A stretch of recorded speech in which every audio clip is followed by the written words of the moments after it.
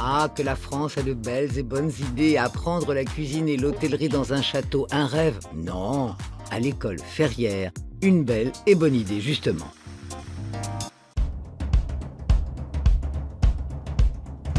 Les châteaux peuvent mener à tout à condition de ne pas en sortir. Ce que prouve la famille Rothschild, qui a légué son château à la commune de Ferrières en Brie, sous seule condition de porter un projet éducatif. Voilà qui n'est pas tombé dans l'oreille d'un sourd.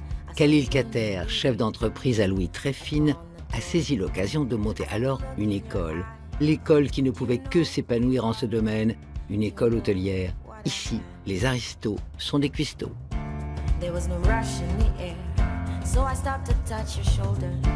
I can't replace what you lost. You can't replace what I lost. Meeting you is different. Étant donné que je dirige un groupe qui est dans l'hôtellerie et la restauration, et avec la difficulté qu'on avait à recruter systématiquement des jeunes diplômés dans ces secteurs, on était souvent forcé d'aller chercher ces jeunes diplômés dans les écoles suisses. Et donc depuis toujours, la question était pourquoi la France n'était pas capable, avec tout son savoir-faire dans les trois domaines, l'hôtellerie, la gastronomie et le luxe, d'avoir, au-delà de quelques écoles qui existent, un nombre suffisant pour nourrir ces secteurs-là en termes d'embauche.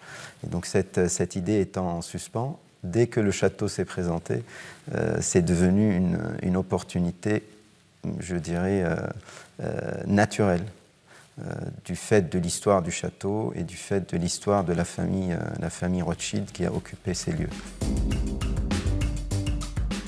Au programme, pour les étudiants, un cursus en 3 ou 5 ans qui comprend bien évidemment des cours d'hôtellerie et de cuisine, mais aussi de comptabilité ou encore de marketing, indispensable pour qui veut ouvrir son établissement aujourd'hui.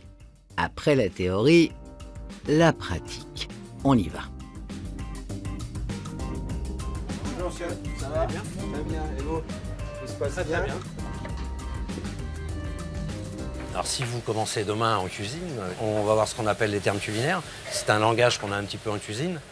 Et puis les différentes cuissons, les différents produits, les différentes saisons. On va découler tout ce programme pour arriver à ce que vous soyez autonome dans une cuisine, quoi. Et puis ça passe aussi par le matériel, comment on se sert des outils. Et c'est très large. Une année ne sera pas de trop.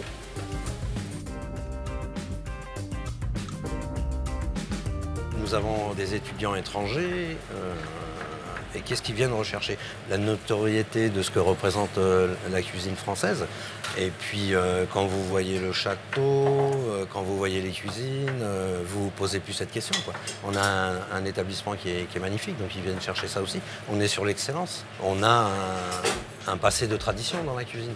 Allez, on passe au lavabo. Allez, tout droit.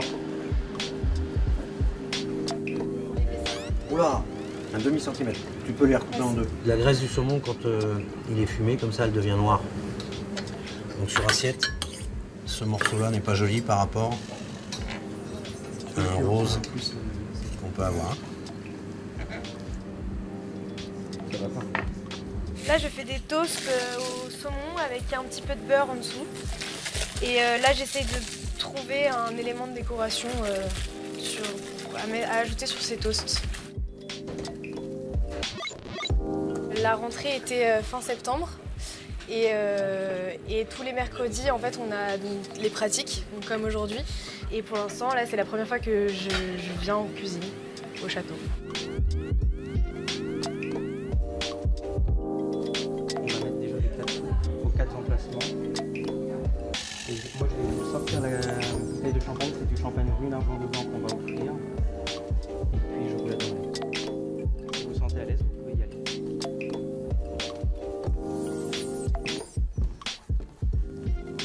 Je pense qu'en parlant de l'excellence à la française, il faut que les Français soient aussi fiers qu'il le faut de cette excellence, qu'ils la défendent et qu'ils défendent cet héritage. Parce que c'est souvent beaucoup, très très bien vu par le monde entier et un peu moins juste en France. Donc le but de Ferrières, c'est aussi de convaincre que cet héritage est un trésor et qu'il faut défendre ce trésor.